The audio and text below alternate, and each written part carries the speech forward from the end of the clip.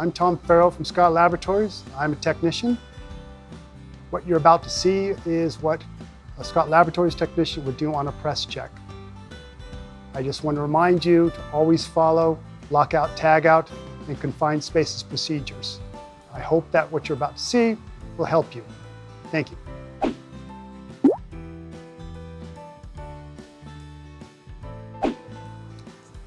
The first thing that we're going to want to do is to adjust the safety rope pull switches. So what we're looking for is a notch on this hexagonal shaft here. If that's poking through, then it's adjusted correctly. If it's not adjusted correctly and you do not see this, you may have to tighten up the tension. The tension is over on this side. It's a 13 millimeter wrench, and you just tighten up this eye bolt. Always check to see that the rope pull switches function correctly. And then you can reset it.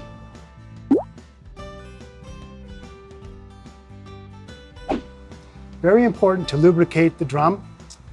So we're going to use a food grade grease and a grease gun. There's 5 zerks here, and those are just for what's called an axle O-ring. And that's what we're lubricating here. Oftentimes people forget this zerk that's back in the back here. Gotta lubricate that.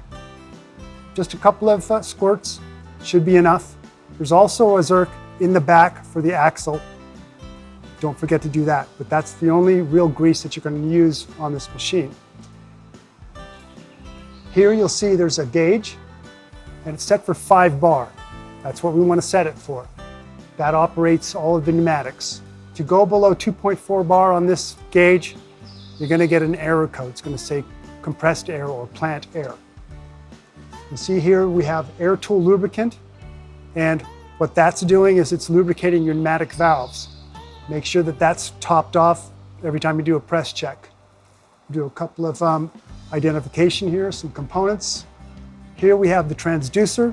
It senses the pressure inside of the pressure vessel. This is a 2.4 bar switch, and that's used to be able to tell the machine that it has enough compressed air to operate. There's another 2.4 bar switch here that tells you whether or not the door is opened or closed. This is our outlet valve. The function of the outlet valve is to release the air after a pressing cycle. It will only work after 200 millibar. This is our blower valve. This opens and closes so that we have an avenue back and forth for the blower, whether it's doing vacuum or it's blowing pressure into the tank. The blower is only used for vacuum and blow. It will only take it up to around 200 millibar. After 200 millibar, we have our compressed air valve or our inlet valve. This opens up, giving compressed air, and takes it up to whatever the set pressure is, up to 1600 millibar. This is our bypass valve. What the bypass valve's function is to take it up gently to the set pressure, and it turns on around 50 millibar of your set pressure. This is our pressure relief valve. If something happens, that we have too much pressure in the vessel, this is mechanical and it will open up and relieve the pressure.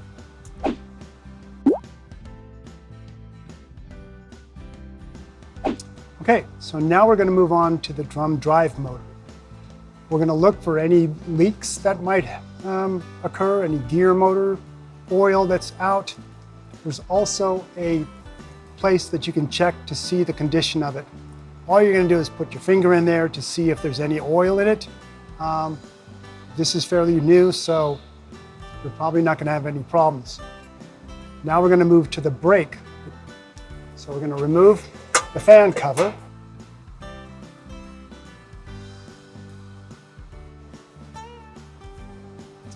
And right now we're looking at the fan and the brake itself. This is the Allen bolt that will release the brake. So we're going to release the brake, but we've got to know that the door should be down. What's going to happen when I release this brake, because of the weight of the door, it's just going to start turning the fan.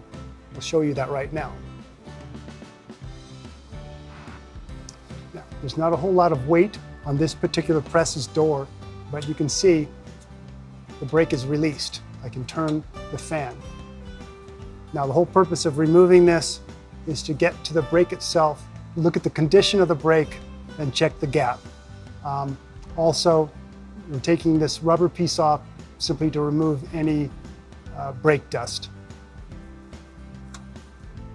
We're going to use a product from Grainger called CRC, which is contact cleaner.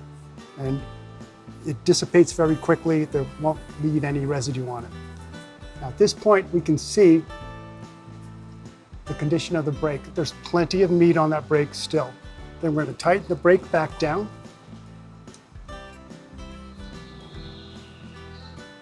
You should be able to take this and move it backwards and forwards fairly easily.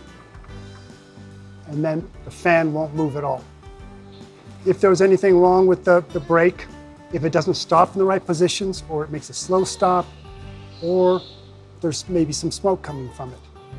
If you need to gap the brake is 0.025 thousandths. You're going to use a feeler gauge. You're going to put the gauge in 3 different points. Here, here, and here. And what you're doing is you'll tighten these bolts down all the way and then back it off until you have 0.025 thousandths on all sides. And you should be good to go.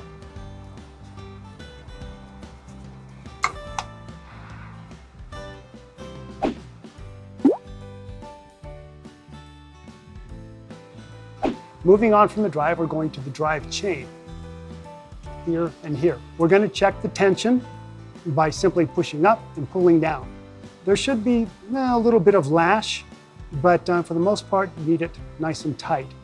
If it needs it, you spray it with some wire rope and chain lubricant from Grainger. Now we'll move down to the sensors.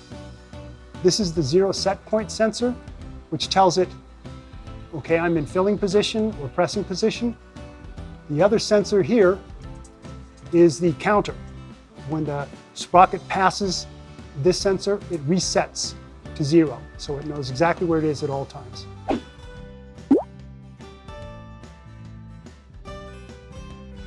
Now we're going to check the interior of the drum, and the exterior around the doors.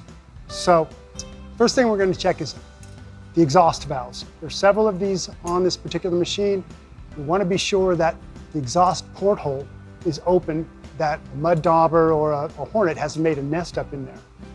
And you look also here on the ram is a wear spot. There's a seal there that needs to be checked. So either you can listen for a leak or you can spray it with soapy water and you can see bubbles coming out. That's a real easy fix, but something you need to check. Coming down, we see our membrane roller switch. When this switch is actuated, and make sure it's moving freely, when this is actuated, it inflates the door membrane. So the door comes, moves, actuates the switch, and then it can inflate and the tank is completely sealed. Coming down, we'll also see there's a little blue needle valve on each of these rams. The needle valve is mostly just to isolate one part of it, and also if you open it, you can manually move the doors open and closed. What ends up happening is that if you're top filling and somebody's up there, they can accidentally kick this valve and cause it to exhaust. You'll hear a noise in the pneumatic cabinet. It'll be very loud and the door won't open or close. From here, you can see that there's a little gauge here with a regulator. This gauge needs to be set for 2.3 bar. That is the amount of pressure that's put on the door membrane. So if you don't have it at 2.3, then it won't seal correctly. From here, we're going to move on to the inside of the drum. Don't forget the lockout tagout procedures and also the confined spaces. So we're going to move over to here. And inside, you'll see what we call a flexi drain. Now, when you get inside of the press, you're going to check each of these flexi drains top to bottom for any wear or tear. There's also a little snap shackle in here that it seems like everybody loses. This right here is very important. If it gets loose, it means that this flexi drain is loose and you can bend the helicoil that's inside of it. Now when we enter the drum, we're going to check the membrane. Pay close attention to each of the corners. If you're going to have wear, that's where it's going to be. You're going to be looking for fabric showing through, or blisters, or even cracks. There's also pumice bars. The pumice bars function when you're rotating the press. It takes the pumice and pushes it to the doors. Check to be sure that those are nice and straight and there's no damage to them. Moving from there, you'll see that there's this blue curly hose here. Always have one on hand, and if the machine is outside, the UV light will cause these to degenerate, and when you flex it, it'll crack. So be sure to check those. You don't want it in the middle of crush to be down simply because of a hose that's cracked.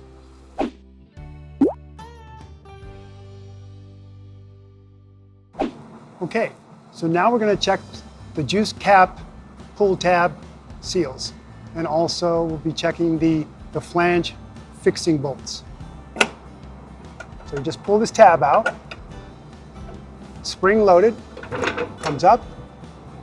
There's a little locking tab on this side. You just push it, and it comes down like so. You can see the seal. This orange piece here, we're looking for any kind of delamination coming apart over here. It looks pretty good. Now, we're also going to check all of these little bolts here to be sure that they're nice and tight. Now these, and they seem to be nice and tight, so we're going to close this up. One thing to note is that every year somebody forgets to close these things. They rotate it and then they break it. So always be sure before you rotate that all of these things are closed.